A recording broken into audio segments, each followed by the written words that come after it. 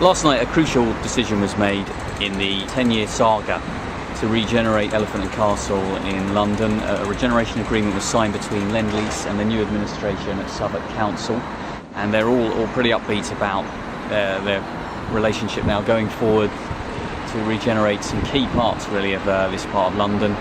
In particular, the Haygate estate, which is now been decanted and is ready for demolition, and also the notorious Pink shopping centre at the heart of the town.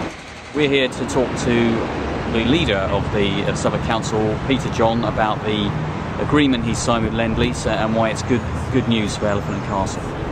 Is it an easy decision to make for the Cabinet? Well, it was an easy decision, Paul, because we wanted to see progress here at the Elephant and Castle. One of the things that came across clearly during the local elections and why we won seats in this area on May the 6th was because we were hearing from people that they're fed up that there'd been no progress. And, this has been a project which has been spoken about for 10 or 12 years. And actually, residents in this area, having seen the Haygate decanted and people there rehoused, want to see some progress actually on the ground.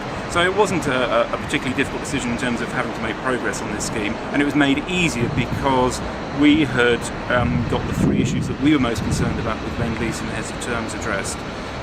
Firstly, on affordable housing and the inclusion of a minimum guarantee of that on that. Secondly, in terms of 25%, but you say it should end up 35%. Well, we're hoping it'll be 35% for sure. I mean, our planning policy should dictate that we get 35% affordable housing out of this scheme. But the absence of any minimum guarantee of affordable housing in the regeneration agreement was unacceptable to us. We needed to put some guarantee in there.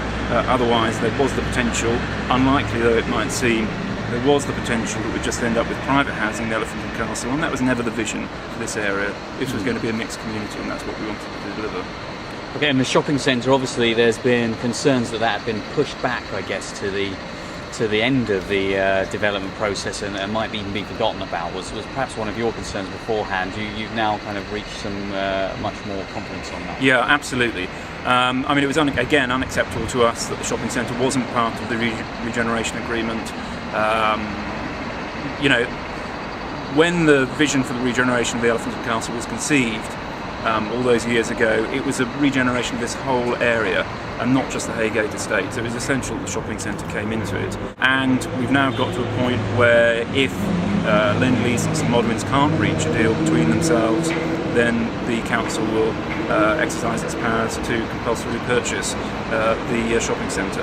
And then the third issue you mentioned was the leisure centre. What sort of has changed there as well? Well, we received a separate report last night on the leisure centre. And what I'm very hopeful of is that we will see a redevelopment on the current site of the leisure centre, probably with another developer, so some housing there, and as part of that housing we'll see a renewed leisure centre. So, it was really important to address that issue as well at the same time as showing people that there are going to be community benefits from this 15 years of building that people are going to see here.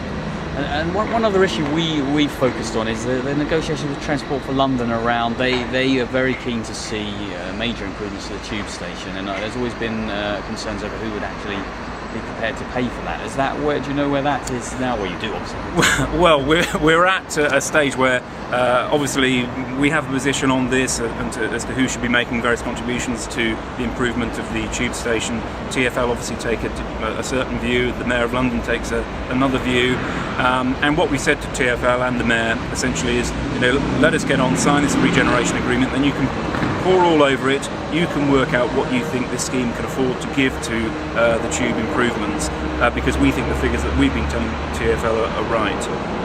At the end of the day, this is a really major improvement to central London, with the regeneration of the Elephant and Castle. And I think the Mayor of London has to recognise that, and TfL have to recognise that and fund it appropriately, or put a contribution in which is appropriate. They can't expect us to pay for the whole improvement to the tube station. When would you expect a decision? I suppose that's difficult. That's going to be one of those ongoing negotiations, I dare say, over the next few years. I mean, it certainly does need to be upgraded, the tube station. I think everyone now accepts that we need to have escalator access instead of lift access. But whether we need it now or whether we need it 10 or 15 years' time when we might be in a better position, the country as a whole, to fund that sort of improvement. We'll have to wait and see. And one last thing to ask you, obviously a lot of talk of public sector cuts, housing subsidy cuts, HCA itself cuts there in its own financial commitments. How will that affect elephants? Is that a concern? We don't think it should affect elephants at all. That's one of the good things that we've got out of this deal.